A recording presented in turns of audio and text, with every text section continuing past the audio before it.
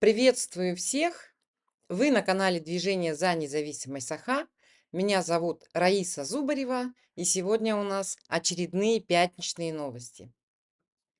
Первая новость – это новость об избиении Валентина Охотина, главы Жахсагонского наслега Татинского улуса. Смотрим. В Татинском Улусе расследуется нападение на главу поселка, а также повреждение имущества полиции. Среди подозреваемых – известный спортсмен, борец Леонид Попов. Вечером 1 апреля трое мужчин пришли в дом к главе поселка Валентину Охотину. Все трое были пьяны. Они потребовали у главы не поднимать на свет результаты проверок предыдущего руководства, а затем избили его прямо на глазах жены и малолетних детей. Женщина вызвала полицию. После задержания Попов, находясь в камере, повредил имущество полиции, сорвал металлическую лавку, разбил защитное стекло, повредил камеру видеонаблюдения и проломил стену. Суд избрал ему меру пресечения в виде домашнего ареста. По некоторым данным, сейчас на Охотина оказывается давление, чтобы он отозвал заявление. Среди тех, кто оказывает давление, представители администрации Татинского улуса, депутат Илтумен, а также спортивные круги, настаивающие на участии Попова в предстоящих играх Манчаары. Отмечается также, что прибывшие на задержание полицейские были родственниками одного из участников конфликта и проявили крайнюю нерешительность. Общественность наслега требует честного расследования и призывает не допустить замалчивания дела. Люди выражают обеспокоенность попытками представить ситуацию как разборку между своими и напомнили о важности неприкосновенности личности, особенно в доме, где находятся дети. Новость эта очень показательная. Она говорит о том, что люди чувствуют себя абсолютно безнаказанными. Люди чувствуют, что они могут устанавливать свои порядки, творить, нарушать закон, ну, проще говоря, творить беззаконие. Причина конфликта в том, что Валентин Охотин начал рассказывать информацию, давать информацию по итогам проверки Министерства, сейчас я вам почитаю, финансов. Вот, Министерство финансов в отношении бывшего главы наслега Петра Захарова. Должна была быть построена дамба и дорога, вот, на что было выделено 13 миллионов 800 тысяч рублей на дамбу и на дорогу 2 миллиона 600 тысяч рублей. По факту из 5 дамб были сделаны 2, из 3 дорог отремонтирована только одна дорога. Все остальные деньги, видимо, ушли в карманы, да, чиновников. Министерство финансов провело проверку, ну и Охотин начал об этом открыто говорить. К нему домой с разборками пришли борец знаменитый Леонид Попов, Егор Малышев, детский тренер, и Утум Захаров. Это родственник бывшего главы Жахсагонского наслега Петра Захарова. Вот они пришли к нему домой и начали выяснять с ним отношения. О чем это говорит? Во-первых, это говорит о том, что закон в республике Саха не работает. О том, что до сих пор начальники, чиновники, их родственники, их друзья решают все свои вопросы вот таким именно образом. По звонку, с угрозами, с избиениями. Знаете, нам на самом деле повезло, что Попов напился и буянил в отделении полиции. Что он сломал стенку в отделении полиции, это отдельный, да, разговор и проверка, значит, МВДшная проверка должна прийти туда, да, каким образом, сколько денег выделялось на строительство этого участка, да, полиции, сколько денег было потрачено и вообще на что и как они там строили, потому что, видимо, это камеры временного содержания в самом отделении полиции, они должны быть все-таки построены из крепких материалов, да, а не из того, что мы видим, да, вот эти вот картонные стенки, которые совершенно спокойно ломаются ногами и руками, что нам как раз-таки продемонстрировал Леонид Попов. Если бы Леонид Попов, да, вернемся к этому, если бы Леонид Попов не напился в этот день и не буянил в отделении полиции, то, скорее всего, мы бы не узнали о том, что происходит, что имеет место быть имеет место быть проверка Министерства финансов, что имеет место быть давление на Охотина, потому что я думаю, что, испугавшись, вполне вероятно, он бы просто замолчал, испугавшись такого давления. Тут говорят, значит, тут пишут, что давление на него, значит, проводилось и депутатом ЛТУМЭН, и родственниками этого Захарова, и, в общем, знаменитыми, известными там спортсменами, да, и вообще почитаемыми, уважаемыми людьми Татинского улуса. То есть такое давление он бы просто не выдержал и, скорее всего, посчитал бы себе дороже, да, поэтому он бы замолчал. Но Леонид Попов молодец, конечно, что он так сделал, да, что он напился в этот день и буянил в полицейском участке. Все это мы теперь и все это дало нам возможность наблюдать, значит, чуть ли не в прямом эфире, что происходит там, да. Узнали продолжение, да, что Охотин, что была проверка Министерства финансов, что сколько там дорог построено было, да, сколько должно было быть построено, что там происходит с этой дамбой, сколько денег выделили, да. И, в общем, и о том, что мы узнали, да, и мы узнали о том, каким образом вообще все эти дела у нас, значит, замалчиваются.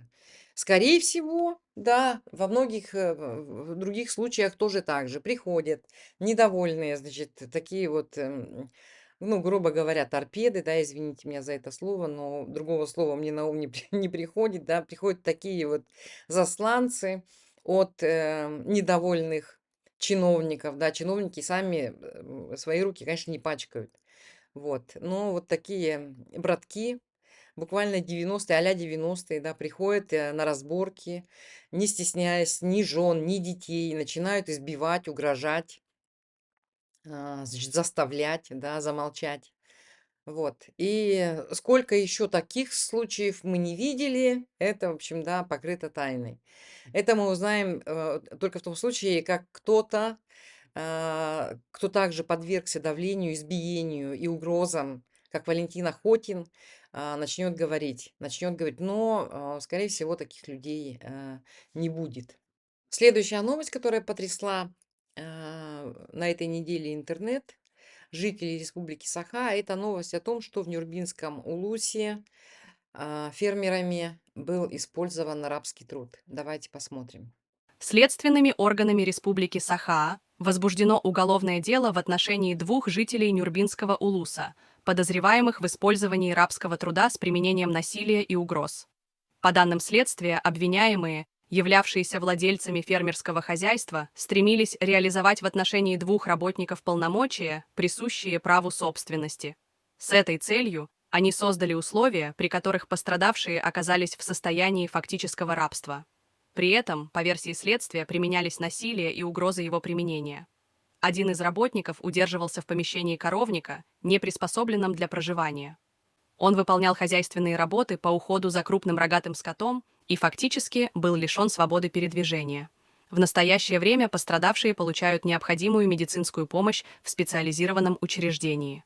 Одному из обвиняемых избрана мера пресечения в виде заключения под стражу, второму – домашний арест. Расследование продолжается. Что вообще произошло? Вот эти фермеры говорили, писали о том, что они, значит, получили грант, и на этот грант открыли, значит, фермерское хозяйство. Вот почему они решили использовать людей, ну, на самом деле, да, буквально рабский труд. Я посмотрела все эти новости, на самом деле, да, они одного приковали наручниками там к чему-то, да, не давали ему уйти. Другой тоже у них содержался, второй человек тоже содержался в крайне тяжелых условиях, да, в нечеловеческих. Вот. И один до сих пор находится в больнице, тоже в тяжелом состоянии. Что вообще произошло? Почему это имеет место быть в нашем 21 веке? Тем более у нас в Республике Саха. В принципе, я знаю, да, из истории, что в якутских семьях богатых, зажиточных, всегда были хамначиты. Но они не были людьми насильно удерживаемыми в этой семье. Вот. Сейчас что произошло? Почему вообще люди задают вопрос, я сама себе задаю вопрос, да, почему в 21 веке, а, в век цифровизации, в век такого мощного технического прогресса, да, в век цивилизации, да, где мы все время говорим о правах людей, происходят вот такие вопиющие, да, случаи с использованием человеческой силы помимо воли человека. Что это такое? Почему так происходит? То, что фермеры держали людей в рабстве, это преступление против человечности, какого бы масштаба оно ни было. Один человек, два человека, там 10 человек, один случай, два случая. Это преступление против человечности. И все этим все сказано. И, конечно же, возникает сразу же много вопросов. Как это стало возможным? Почему этого никто не заметил раньше? Как долго это скрывалось?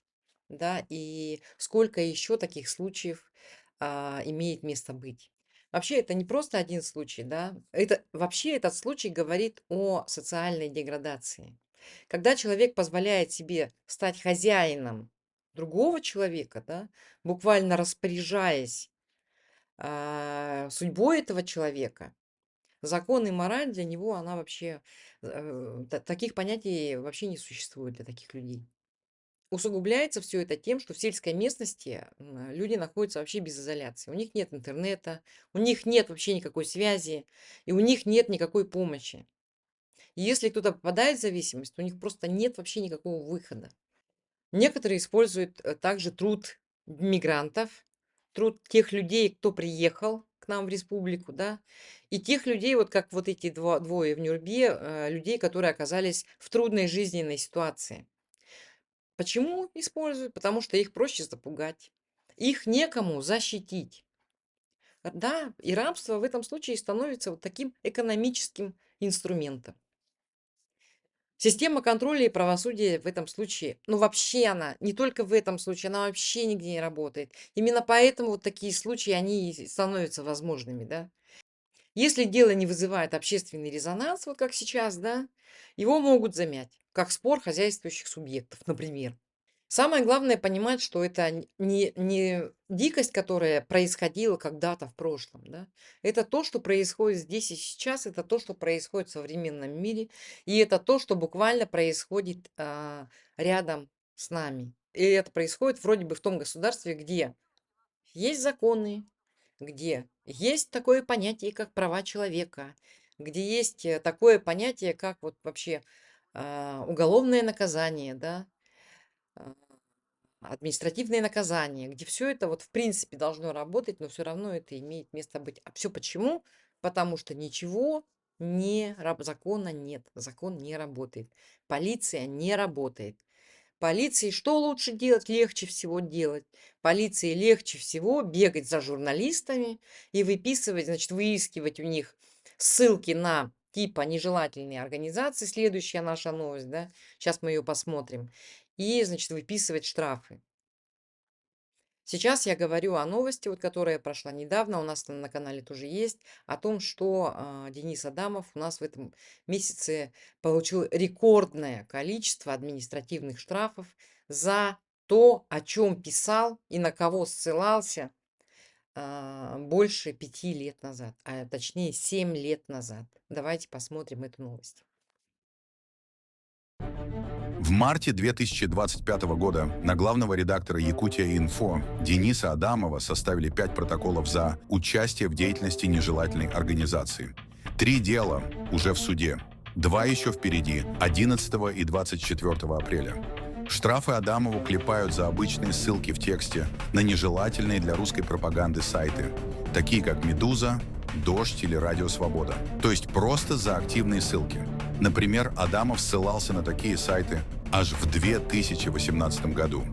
Работает обратная сила закона, так как в 2018 году никаких таких нежелательных организаций в России не было. Ни в одной стране мира обратная сила к закону не применяется. В Москве с начала этого года было заведено 10 подобных дел, тогда как в Якутске целых 7. При том, что население Москвы 13 миллионов, а в Якутске примерно 385 тысяч. То есть в Якутске с населением в 34 раза меньше, чем в Москве, количество дел почти сравнялось.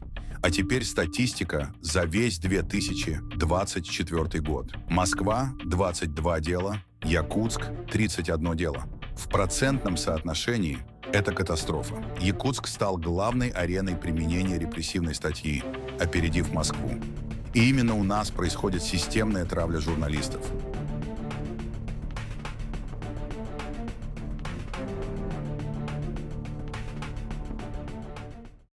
Значит, в марте на Дениса Адамова составили 5 протоколов за участие в деятельности в нежелательной организации. Но это административные правонарушения, это, скорее всего, штрафы, да. 3 дела уже в суде, как вот у нас в новости говорится, да, 2 еще впереди. Сегодня было одно дело, и 24 апреля тоже будет рассматриваться одно дело. Наша Республика Саха оказалась впереди, значит, всей Российской Федерации. При том, что население Москвы 13 миллионов, население Республики Саха нету 400 тысяч человек. При этом, значит, в Якутске целых 7 дел с начала этого года, а в Москве 10 административных, значит, дел было таких же проведено. Значит, за весь 24 год в Москве было 22 дела, в Якутске было рассмотрено 31 дело.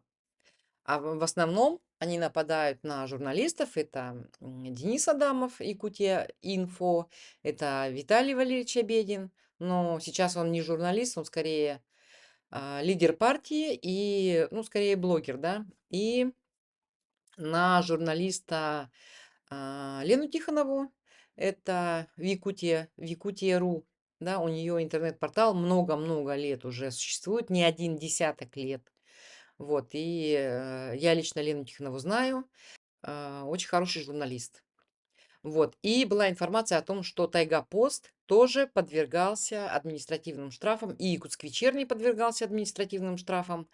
Конкретно была новость о том, что штрафы накладывались на редактора, главного редактора, многолетний тоже бессменный редактор Якутска Вечернего, моя коллега Мария Иванова. Что происходит? Почему таким образом они очень пристально, почему правоохранительные органы очень пристально обращают внимание на нашу республику? Ну, я вам хочу сказать, что в нашей республике очень долгое время, в то время как по всей России закрывались, значит, свободные медиа, свободные СМИ, в нашей республике Якутск Вечерний был одним из самых свободных. Якутск Вечерний была одной из самых свободных газет Дальнего Востока. Вот, а потом, ну, наверное, и всей России, когда в Дальнем Востоке позакрывались другие, да, когда в других регионах тоже позакрывались разные издания, то Якутск Вечерний держал все-таки эту планку. Ну, в конце концов, и их сломали, насколько я знаю, да. Шеф-редактор, продал свое издание. В общем, не могу сказать, кто выкупил, поскольку я этого точно не знаю.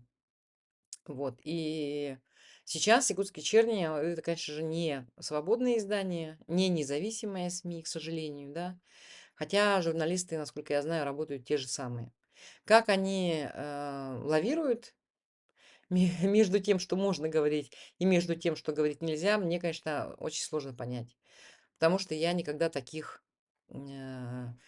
такого мучительного выбора не испытывала. Я не знаю, что это такое. И слава богу, что я этого не знаю. Слава богу, что у меня есть возможность говорить открыто, честно и прямо все то, что я думаю. Вот. Мне, наверное, в этом плане можно только позавидовать. Вот. Ну, а нападки идут. И почему они идут? Скорее всего, потому что еще и потому, что наш регион считается одним из самых националистически настроенных, да. У нас очень много националистов. Наш Саха это вот националисты в хорошем смысле слова. И даже вот сейчас, несмотря на то, что многие из них подстраиваются под власть, знают, они очень точно знают, что можно говорить, чего нельзя говорить. Тот же самый Владимир Паскачин. Очень многие националисты, они, конечно же, спят и видят, когда республика станет независимой, когда падет путинский режим. Я вам хочу сказать это точно. И стоит ли, вот мы недавно тоже разговаривали с коллегами, да, стоит ли их в будущем прощать? Тех людей, которые напрямую не участвовали в геноциде нашего народа, не отправляли мужчин Саха на войну, но и тем не менее молчали или хвалили Россию, да, власть российскую.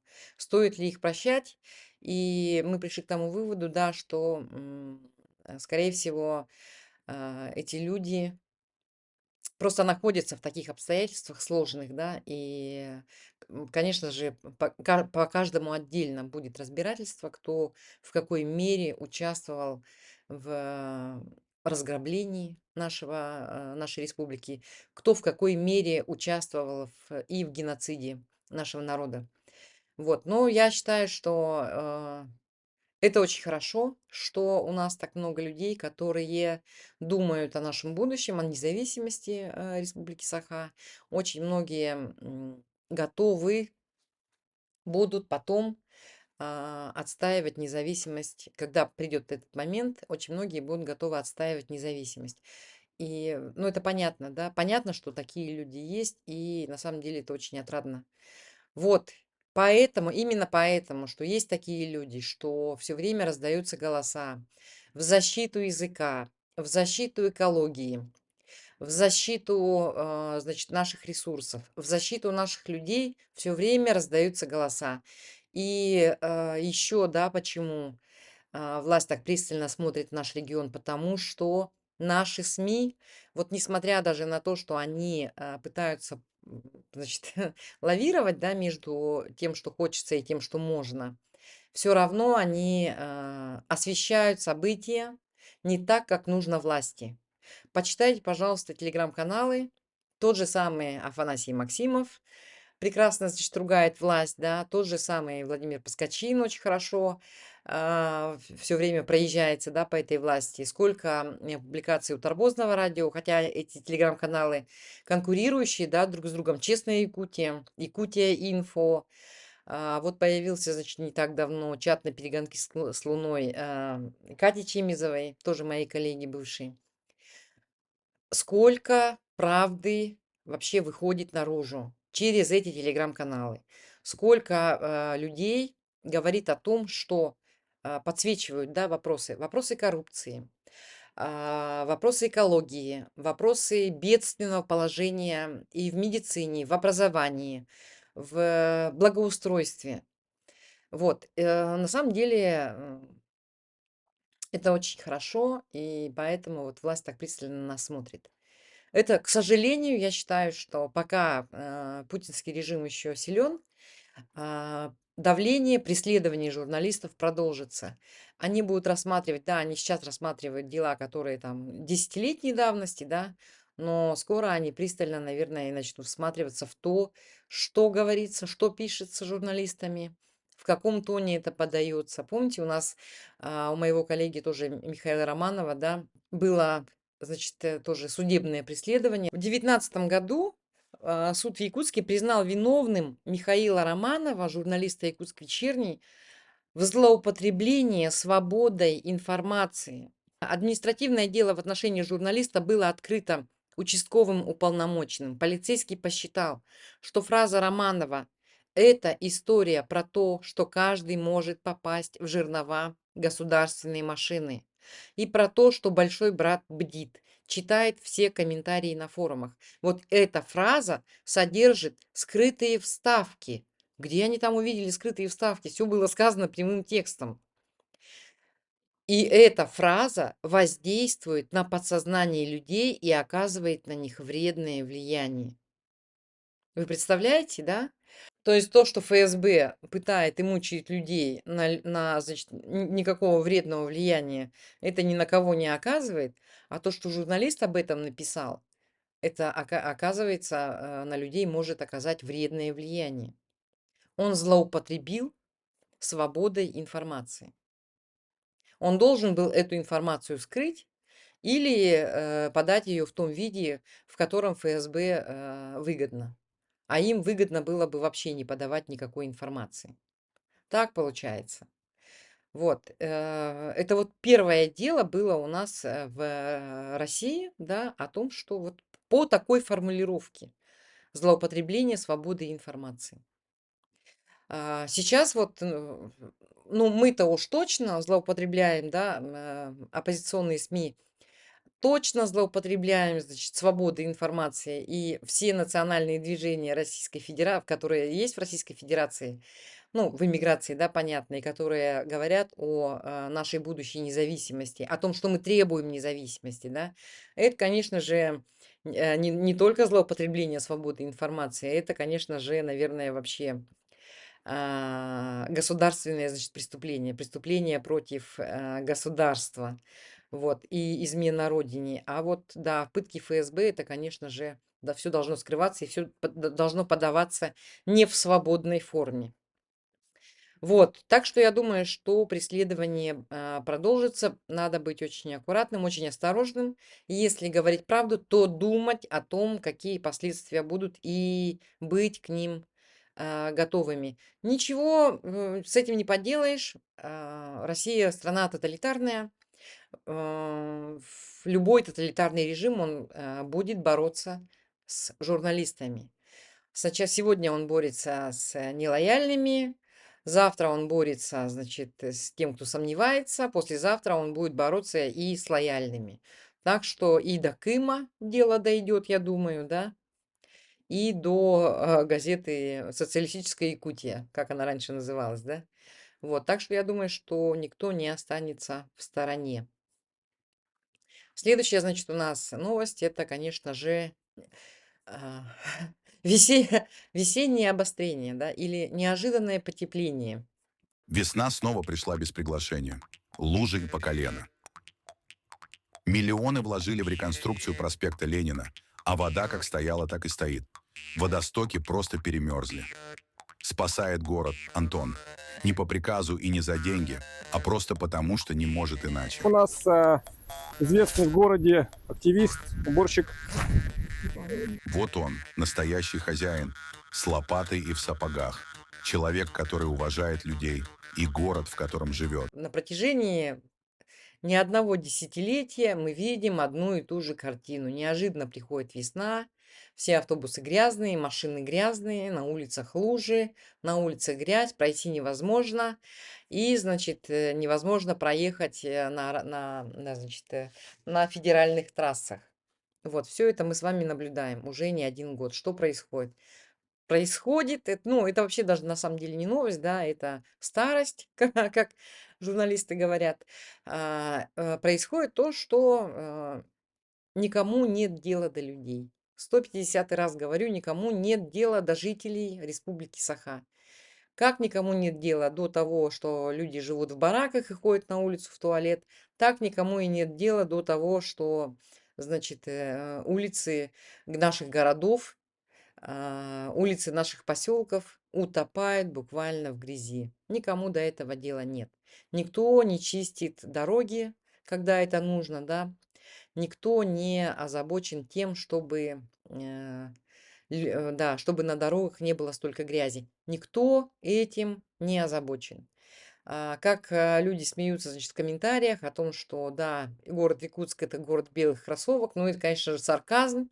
Да, ни в каких белых кроссовках, только кирзовые или там резиновые сапоги очень плотные, да, чтобы ни одна капля этой грязи не попала, значит, на ноги. 1,5 миллиарда стоила, значит, реконструкция проспекта Ленина. 2 или 3 года его реконструировали, все было закрыто, да, и дореконструировали до такой степени, что, значит, у них ливневки все перемерзли, все эти водосточные ямы, они все перемерзли, лотки, значит, и вышел на улицы наш волонтер Антон Васильев, да, ну, вы его все знаете, прекрасный человек, очень неравнодушный, горожанин неравнодушный гражданин Республики Саха. Это, кстати, тот человек, хочу вам напомнить, да, как его однажды наградили за то, что он такой неравнодушный, за то, что он занимается уборкой, да, из благих побуждений и совершенно бескорыстно, его наградили бутылкой водки. И такое, значит, в нашей практике было, в нашей истории такое было. Это, конечно же, вообще отвратительный случай был. Но что сделаешь-то? Пока эта власть, пока при власти Айсен Николаев, пока при власти Путин, а, так, все так и будет продолжаться. Все так и будет продолжаться, и никогда это не закончится. Потому что все, сколько бы денег не вложили в благоустройство, сколько бы денег не вложили в канализации ливневые, да, чтобы дороги не были такими грязными и мокрыми, все эти деньги будут разворовываться. Все эти деньги будут разворовываться, все это будет строиться некачественно, никто этого не будет проверять, потому что проверяющие тоже в доле все, да. Кому нужны вообще эти дороги, когда у них есть специальная военная операция? Ну, кому нужно заботиться о дорогах, когда он может сесть в самолет и улететь в Докучаевск, да? И там строить дороги, и там строить, значит, всякие центры медицинские и всякие школы спортивные. Его там примут очень хорошо, с хлебом, солью, везде проведут, везде покажут, ручку пожмут, поулыбаются. И денег он с этого получит тоже, скорее всего, много. Конечно же, речь о главе. Почему они должны думать о Республике Саха? Почему они должны думать о людях вообще, когда у них денег куры не клюют? И я иногда думаю, что нам даже не снилось, сколько у них денег на самом деле, да? Нам даже, вот вы даже себе просто представить не можете, сколько эти люди денег зарабатывают. На всем, на всем, что можно. Я недавно услышала от одного своего знакомого, который занимался, значит, администрированием в Республике Саха. Да? Ну, скажем так, администрированием. Был близок к этим структурам властным. И он говорит, что Айсен Николаев это тот человек, который не будет разговаривать, если у вас нет денег. Он с вами просто не будет разговаривать, если вы нищий.